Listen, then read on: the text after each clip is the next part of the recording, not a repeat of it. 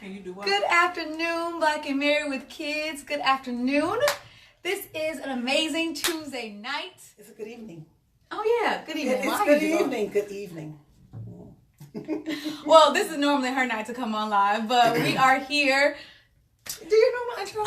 Good evening, you all. Black and Married with Kids. This is the one and only Dunamis D, Pastor D, here on Takeover Tuesday. Actually, I got my mini me with me here, so I'm empowering her. She come on Monday, but she didn't come on, so here we are together. I just arrived in Chicago, so you have the dynamic duo of Dunamis Woman Enterprise. Yes. Mother and daughter. I'm excited. I'm excited about having you all with me. Yes, you guys normally probably see me on Monday night, but I had a headache, so I figured I might as well come and join her and crash. Hi, Juana. How are you all? Hey, Juana. Hi, ladies. Hi, Charlique. How are you all? If you guys ever catch my live, which I'm going to do my little intro, you guys know that we always engage in the comment section, okay? So comment below your city and state, where you're from. We want to know who we're talking to as well tonight. So hello, Yolanda. Hey, Latoya. How are you? I want you to comment below where you're from because we want to get to know who you are because we got a hot topic. We got a hot topic. Yes. How to pray for the man that betrayed you, right? That is going to be awesome. Yes. It's going to be awesome. It's going to be awesome. Actually, I'm going to let her ask me some questions tonight. You all, this is Takeover Tuesday, and let me tell you something about my daughter. She will take over, okay? So I am just going to allow her to take over. She has seen a lot. She has gleaned a lot from my life, and I don't mind being transparent because I have been talking about on the last few weeks about how to regain your confidence after you have been betrayed and cheated on, and regaining yourself and things like that. So ladies, we got some work to do because healing is always necessary within our soul. And that's what Dunamis is about. It's about experiencing the healing power of God that we may be able to flourish and prosper for our life and our legacy. Yes. Hey, Juana from Houston, Texas. You said it's your first time on here. And if you're not familiar with us, we are part of the mother-daughter dynamic trio. My sister's not on here, of Dunamis Women Enterprise, where we guide women of faith, like you said, on how to pray through kingdom teaching, on how to bring healing within their soul so that the power of God can flow through them. So we thank Lamar and Ronnie for having us on here. And we merged both of our titles. Her title for tonight was how to deal with... It was how to mend the heart of from after being betrayed. After being betrayed. And my title yesterday was how to pray for the man that hurt you. So we decided to merge it together. And tie this. So hey from Seattle. So let's get into this. Hey, Kimberly. Yes, Kimberly, are we talking about healing after divorce or staying in the marriage after betrayal? Well, you know what? I think it's going to entail a little bit of both because it's a choice. I have experienced both. So, Kimberly, I pray that you'll be able to glean from the transparency. This is not, anytime you're talking about betrayal, it's definitely not a black and white formula. It's a case by case because it's a heart issue. And at the end of the day, our hearts need to be healed. So regardless if you stayed, regardless if you left, regardless if you're still with the person, and that's a beautiful thing if you have that ability to do so, but you still need your heart to be healed. And the only thing I can do is share with you my story. Yes. Because my story is real, and I do know that it allowed my heart to be healed. And regardless of it, I still love him. Yeah. That's the beautiful thing. And so before we get into this, what we want you to do is not only comment your city, state below if you're joining, but share this on your page right now because another woman is going to need and to hear some of the nuggets that we're going to drop tonight about how to pray for the man that betrayed you. So if you haven't shared this yet, I want you to share this, but we're going to do a little different. It's going to be interview style. But first thing is, praying for the man that hurt you regardless, or even the man that betrayed you. Let's understand really, why do you need, why is it so important to use this hurt that comes to you through prayer? Because oftentimes hurt causes you to run away because you feel as if you haven't, that things haven't went in your, manner, or that now you envy and your heart becomes hard. So why is hurt needed to run you into a lifestyle of prayer, if that makes sense? I'm just looking at Virginia, and she said about her heart, and she's from the suburban area of Chicago. Ooh. So, Kimberly, I hope that this blesses. I'm from the suburban area of Chicago. Yes. I am in Chicago right now. So, hey, I pray that this blesses you. But to answer your question, Ariel, for me, when my heart was inflicted with I think it's the shock, first of all, when you find out or understand or come to know or even have an inkling that your spouse has cheated on you. The first thing we we as women, and I can only speak from a woman's perspective, it shocks the consciousness. Yeah. And it hits you in your core. So when it hits you in your core, you got to regroup, because it's like, it messes with your self-esteem. Mm-hmm. So all I know is that if I'm hurting and someone have hurt me, that means they're hurting as well. Right. And I loved my husband as so much, the fact that I did not want him to hurt. Right. Yes, the pain was inflicted upon me. It's not about shifting the blame.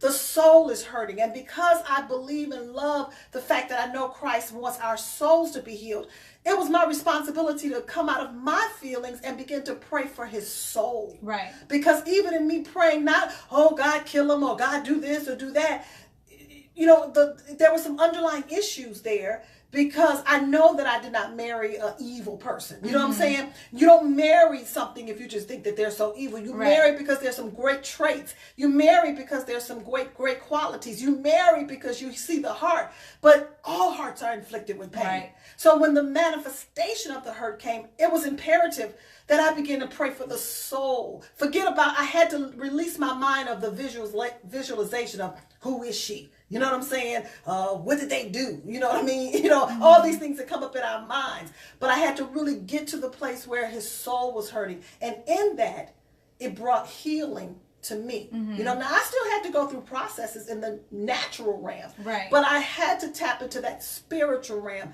And that's why I love from a spiritual life and relationship coaching, because I understood what that spiritual walk will do. Not a religious walk, but a spirituality of where it's needed. So I like this comment that someone said, and if you guys missed me earlier in the live, I definitely said that I want you all to write down your comments, because I like it when I go live on Mondays. But she says she agrees. It shocked her and made her feel less than, like she wasn't good enough, and it happened at a time that I needed him most. I truly do, love her husband, and I couldn't get down with the rest of the comment, but here's the thing, I'm single, I've never been married, and I think that, when you talk about being hurt by someone that, is supposed to love you, someone that has made a commitment to you, someone that you have trusted, even my single ladies, if you're watching this, when your trust is betrayed, at the same time, you put your all into this person, expecting them to be this man without flaw. And I think that I want to go to what she said. Someone said, why would you pray for someone that betrays you? That is stupid, and that's what Christians are so backwards. So we're going to get to this Indy, okay? Which I love all comments. All comments are welcome to come in our lives. So here's the thing. I love it. When she said, I needed him most, as women, and I want you to attest to this, because you were saying, see him as a soul that was hurting as well.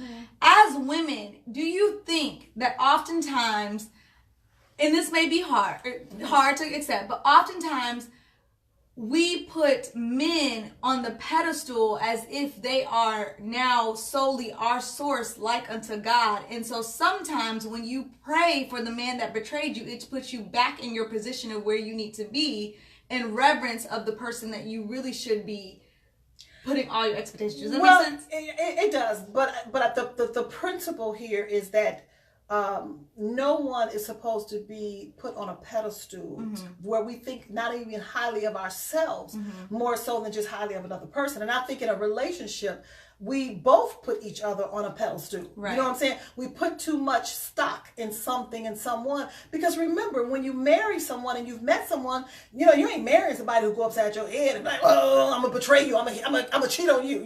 You have a trust in that person. They have wooed you. They have loved you. They have stimulated you. But we all have our flaws. We just don't know how it's going to come out. So we sometimes look at the act of betrayal, but we don't look at the root issue. Right. Now even, as Indy said, well, why would you pray for someone? That's kind of crazy, Christian or whatever. Everyone has a heart issue that we all need mending. Okay. Yes. Now for me, I am a spiritual leader. My heart is where I really, really love the Lord and his word. So I love, not from a fleshly standpoint. My love is from an agape. It's not me. And it's not me. I promise you it's not me. It's the Christ on the inside of me. So my spiritual maturity, my spiritual maturation allowed me to move into that occupancy of prayer. That's why I love spiritual coaching, because I coach women on how to get to that point. You know, you're not going to get it just by sitting in the church. No. You ain't going to get it just because you just read a passage of scripture. Yeah, and I think what's interesting to you is, you know, when she had the question, and we're going to go to the next question about how many times should you forgive, but when she had the questions, as Christians, this is why we're so backwards, did Jesus not pray for Judas who betrayed him? Well, he did not pray for him. He loved him. He loved him. He already knew that he was going to betray him. Just think about it, you all. I have done this with people in my church. I have done this with girlfriends. I have done this with people in my midst. I saw them betraying me, and I still loved them. I saw the woman who was texting my husband, and she even said, "Oh, your husband just texted me." I said, "For real?" Because my thing was, I'm not going to get into that dissension. I'm not going to feed that. Love conquers a multitude of sin. Love overcomes so many things, fear. Yeah. So I had to choose to love at that moment and not allow my feelings to get in, because spiritually, you know, the enemy wanted me to back up. The enemy wanted me to go after.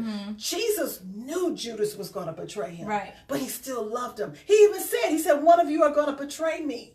Yeah. He said it. You know, and he couldn't even tell the disciples which one, because he knew that they couldn't handle it. Right. You know, Peter would have cut his ear off. You know what I mean? So he could not expose that information because they wasn't built up. Yeah. And this is what I'm saying. You all, we have to be built up to be able to handle this. You got to be spiritually cultivated, spiritually coached, because you got to want to love like that. And I love you all's transparency tonight. I'm reading you all's comments, so definitely keep them coming. But someone said, and I want to get to your comment, Tony. Someone said, how many times should we forgive, though? So let's talk about forgiveness before entering into a place of praying for the person that betrayed you.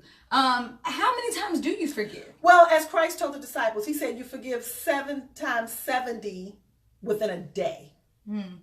So if you do the math, that's 490 plus times within a day. Okay. Man, I don't even know if that's many. I don't even know if that's that many indiscretions that you can do within a day. Right. But I also had to look at the fact. See, it requires some humility here, because no, I might not have been the one who did that particular act, but I'm still not perfect. Yeah. You know what I'm saying? There is no big sin, no little sin. You know what I'm saying? We all have our indiscretions. So even with that, I had to look at myself, because immediately it could allow me to be puffed up and put him down. Yeah. You know what I'm saying? I'm not perfect. I might not have done that act. So talk about, because someone says this. They said, I have forgiven many times before that occurred due to his insecurities, but I had to release him for my own healing.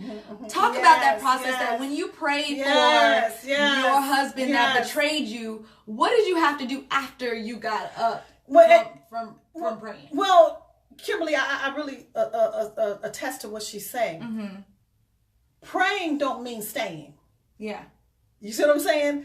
I loved him enough, Kimberly and all the ladies, that I literally let him go. Because I loved him enough, because the guilt was eating him up. The shame was eating him up. I loved him enough that I didn't even want to continue to see him to be looking like that and fighting the struggle. And so I said, honey, you're free. Be free to follow the path that you feel you have to follow in your life. Love doesn't harbor. Love releases. Love doesn't take it for selfish gain. Love let go. Everything don't have to be in bitterness. Everything, matter of fact, you can release someone and still love them. You know, I actually, went to therapy because I'm a coach and I'm a therapist. So therapy need therapists, coaches need coaches. And the beautiful part is that coming to the conclusion, and it's still there, I love him. Yeah. But that don't mean I want to reconcile. You see what I'm saying? Because it's not about what he did. I have moved on in areas of my life. I have moved on. I have been built up. I have experienced spiritual healing. I have experienced emotional healing. But am I his friend? To the day he leaves. You know what I'm saying? So we even have conversations about who he's with now, and we don't talk too much now because he's in a relationship. Yeah. But the beautiful part, I still pray for him. Yeah.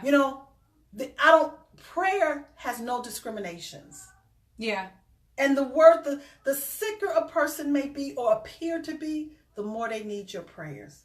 Yeah, I like that you mentioned that. And actually, one of my lives on Black and Married with Kids was how to let a man go that you love. So if you guys want to go back and watch that, that was really powerful. But I want to thank Lamar and Ronnie for having us. Yes, We're going to keep going through these questions, but if you're just now joining us, again, we are Pastor Dee and Ari, co-owners of Dunamis Women Enterprise, where we guide women of faith on how to do exactly what we're talking about now, how to heal within their soul, how to ignite their power through prayer, how to implement kingdom teachings within their life and their relationships so that they can transform them by the power of God. And so what we're saying right now, we really teach people how to, because like you said earlier, it's not a black or white, it's a process that you're actually going to have to be able to go through. And someone did ask, are we married? So you definitely have been married. You experienced... I've experienced betrayal on multiple accounts. You know, I am her mother. You know what I'm saying? I've never been married. She's never been married. This is my youngest daughter. But she has seen my life and my spiritual walk. You know what I mean? Yeah. She have witnessed the fact that how I handle matters, because it's not even about handling for me. As a woman, I want to be, as a mother, I want to be a great model as a woman. Yes. You know, so whenever life hits, you know, my daughters in any way, I can't say that she won't never experience it, but I want to be the role model of how a woman who have experienced healing in her soul knows how to handle life effectively. Yeah. You know, and that's, so it's a lot more to it than just, oh, I've been betrayed. How do we present ourselves before our children? Yeah. You know, and you all still love them. Yeah. I mean, it's definitely having to see her go through the betrayal and stand in prayer, you know. I want to read a couple questions. Us men really don't have godly men speaking about spousal betrayal. This is great information from a woman's point of view. Thank you.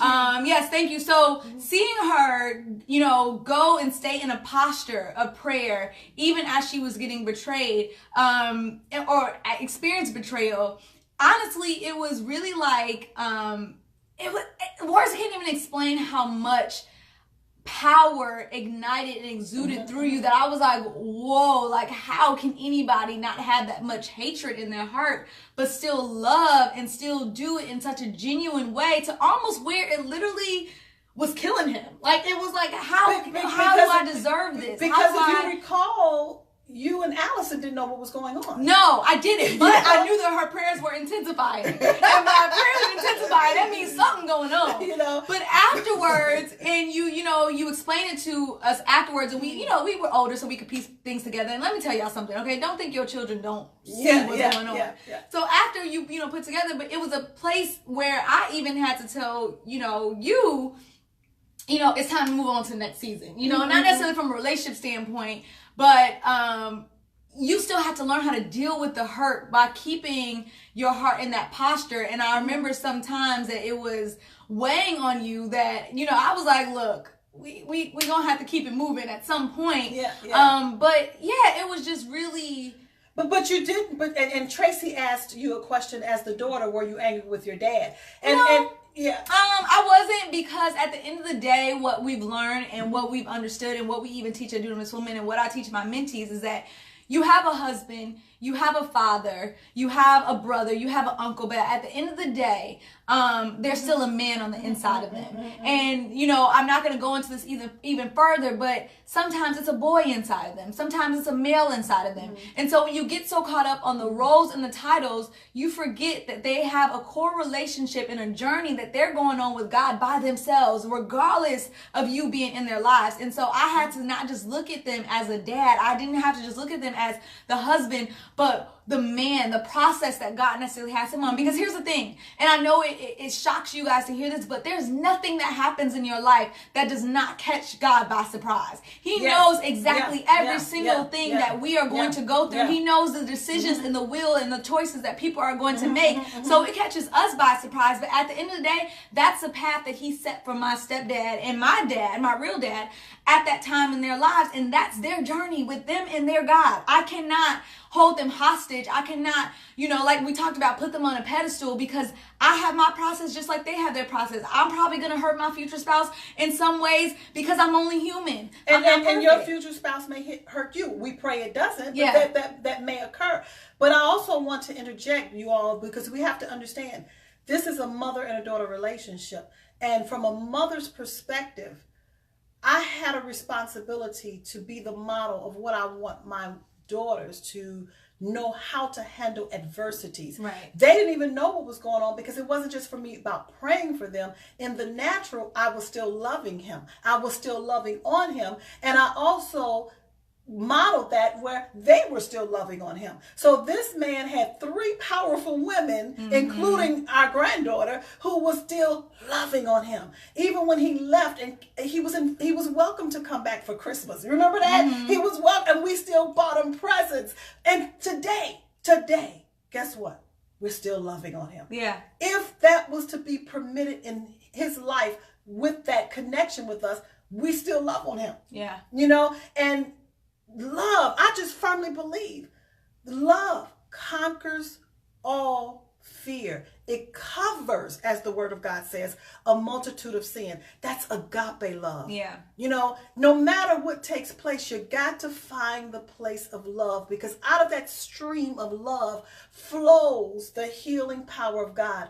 My love is not for any man ever more than my love is for Christ. Absolutely. I am deeply in love with Christ, but I was in love with my husband. And to piggyback off of that, and we have a special gift for everyone who's going to stay with us as we end this live tonight. Especially I saw some people from Chicago and Houston, but everyone that's there. But to piggyback off of that is, the strength that was, and I'm not going to say strength like, ooh, your own supernatural, I'm a strong black woman. But the spiritual strength and the build up that it has caused you to, for the purpose that God has called you to. I think this is another thing that you guys got to realize. See, this is her life. This is our life. This is, she had to endure the stripes to be able to be in touch with the infirmities of some other woman like what we're watching here, right? So if this is what God has called you to, right? That's the truth, if this is the purpose that he's put down on the inside of you, how you're executing using your gift, then you can't do that without enduring and going through that process and seeing the other end on the opposite side. And so, we get so focused so much on the, relationship instead of looking at God, what did you put me on this earth for that was bigger than just my marriage, that was bigger than just my children, that was really how you want me to implement and work for the kingdom on this earth. What is that purpose? And so although it hurts, it did build you spiritually and strengthen you for where we are and where we're necessarily going. And contrary to popular belief, and I'm going to say this, you all, because I'm speaking from a spiritual perspective, and I'm speaking from the perspective of the kingdom, not religion, not just because you go to church, not because you went and heard the sermon. You cannot grow spiritually without pain. Yeah. You just can't. Even the Bible says you have to be crucified with Christ. You got to get to know him in the fellowship of your suffering, not the man, Christ. You see what I'm saying? So I literally, it's not a religion for me. It's a relationship. If I say that I love someone, am I willing to die for them? He was willing to die for me. So I wasn't going to die a physical death, but I had to die to my flesh. I had to die to my desires. I had to die to what I wanted. I had to desire. It shocked me, yes. As a woman, that's why healing is necessary. That's why therapy is necessary. That's why coaching is necessary.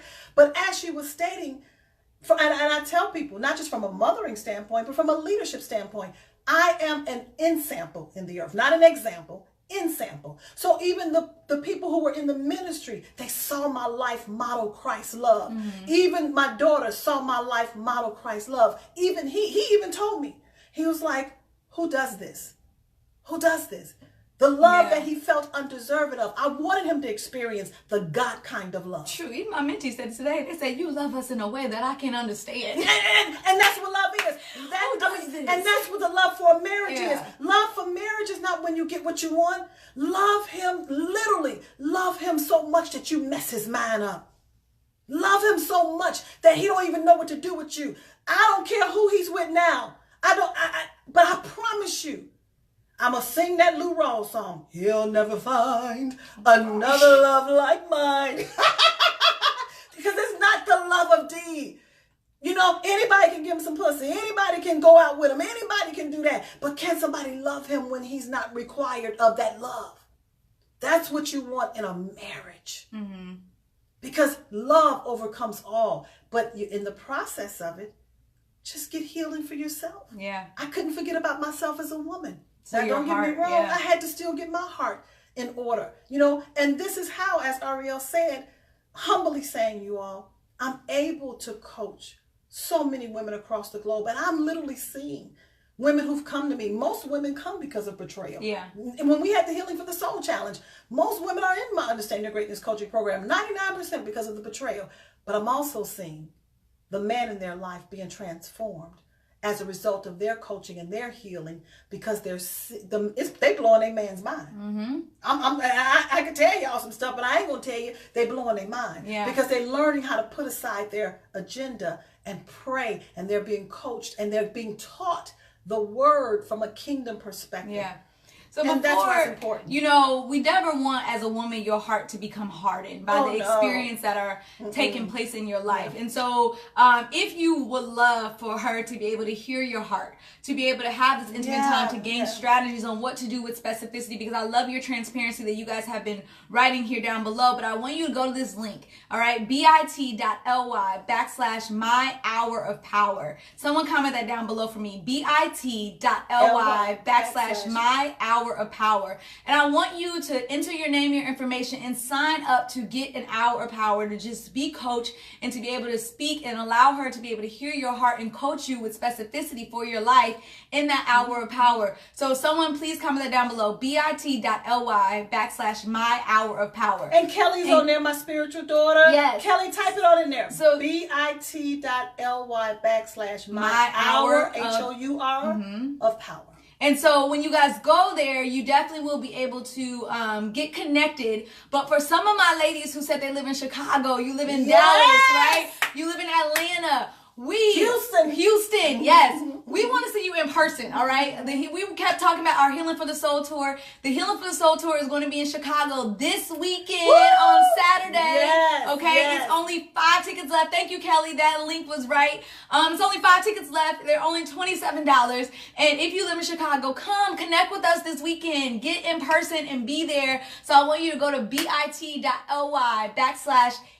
Tour 2019. All right. If you want to get connected with us in person this weekend, come to Chicago. Yes. If you live in Houston, if you live in Dallas, if you live in Atlanta, we're coming to your cities as well. So want you to get registered for that. It's bit.ly/Healing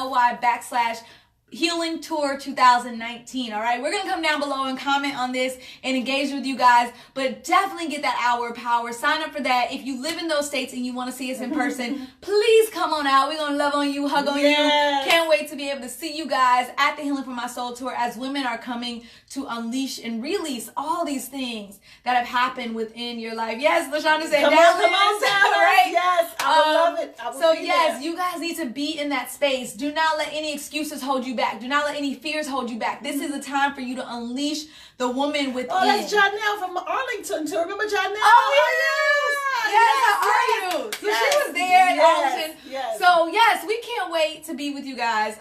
So we're gonna come down below, comment, because we're taking over a lot of time on Black and Married with Kids. But we want to thank Lamar and Ronnie for having us on here. Yes. Thank you guys for your transparency. Thank you all for allowing us to pour into you all, speak life into you all tonight, and continue to bless you all as you're going through your journey. But guess what?